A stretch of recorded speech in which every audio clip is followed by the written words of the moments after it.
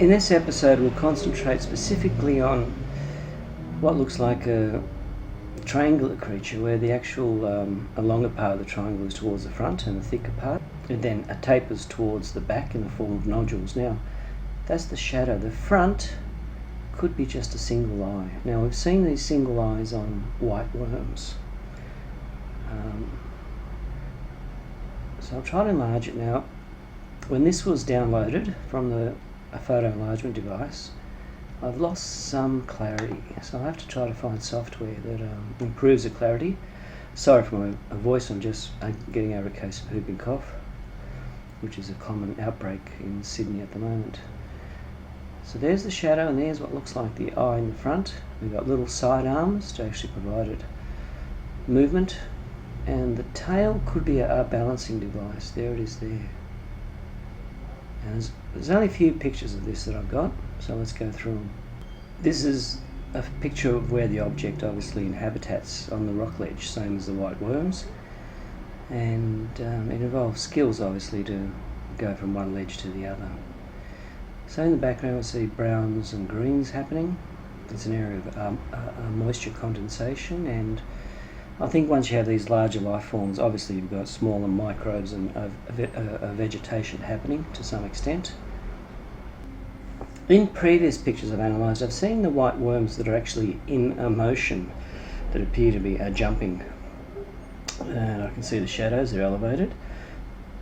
There's no processes holding them up, so I assume there's an element where these life forms have learned to actually jump without any obvious feet or anything like that. It's very low gravity, so it's a bumping, jumping type of motion. So this creature could use this technique as well. Let's focus in again.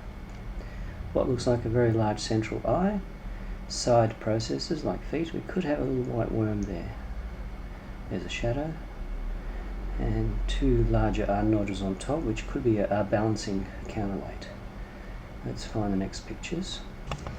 Here's the next shot that occurs, and obviously this is at a very high altitude, a very quick time lapse. And what we have is flying at 100-kilometre height. We've got the Apollo 16 taking rapid pictures. So basically we could have a difference in colour and shadowing happening. So in this picture we actually see our friend right there, and he's getting very close to the huge clawed arthropod that sits in the side of the crater. These are the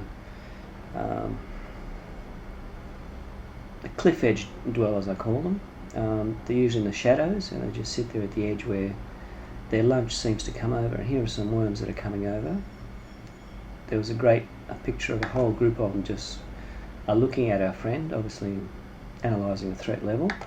But some do come over, and they just, I think, gently walk over on the back, which looks like the cliff, as they jump, or on the claw. So our friend's coming over. Obviously he has to use this bobbing technique to jump from one cliff to the other. I assume it's easier on the way down.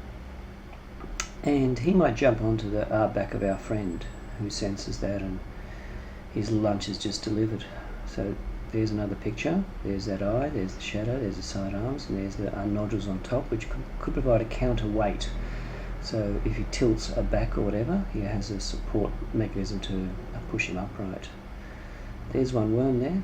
So I'll have to try to clear these pictures up using some other software. I haven't got time. I haven't found that software. It's happening so quickly that I want to get my thoughts on in the cyber world. So here's our very nasty looking friend, which we've analysed before, and here's fresh lunch coming across. I'm not sure if that's the same process there, so we'll go quickly now to some other pictures.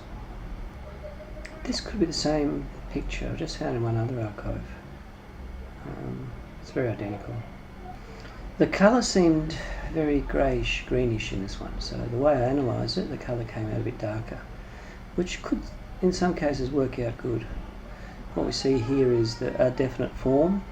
You see the same shadow, but this is one other angle. Obviously it's taken at a very high speed. The Apollo 16 goes over. And here's the tubercle process, here's the side arms. It's heading obviously towards the end of that cliff where our friend is waiting there. That's the body of our friend. Here are some of the worms. See if we can enlarge any more, but I think we've reached the end of this type of resolution we can get.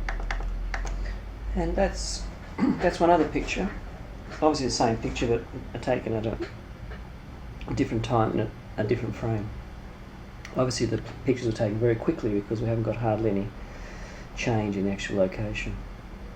And there's our friend. In front, I think that's an eye rather than a sensation device. We've got sidearms and tubercles on the back, and that's a shadow. So we're looking at an angle. It could be from the shadow, it could be a midday sort of happening. We've got greens and browns coming in. Obviously this sort of life form, we must have our microbes and things like that in the soil, which raises the question when the Apollo 11 crew returned to Earth, was quarantine adequate, or maybe they deserved to spend about a year in quarantine before they saw relatives and friends. I haven't thought of that issue before, but obviously we've got microbes and all these other things happening, and all they did was hop on the capsule again. Their boots had moon soil, and they quickly then changed into something else when they parachuted down. And what sort of quarantine measures did they have in the capsule? Did they spray chemicals or whatever? Similar happened when planes landed. 30 years ago when planes landed at Sydney Airport, they used to spray all the passengers with chemicals. There was a spray can, but they just walked up and down the aisle. Did that happen on Apollo 11?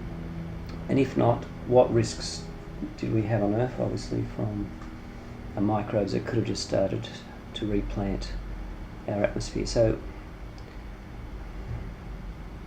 yeah, what sort of... Could we have had that faked then, obviously, in Hollywood, so they wouldn't have risked bringing microbes back? And no, I don't think so. It's just hard to believe.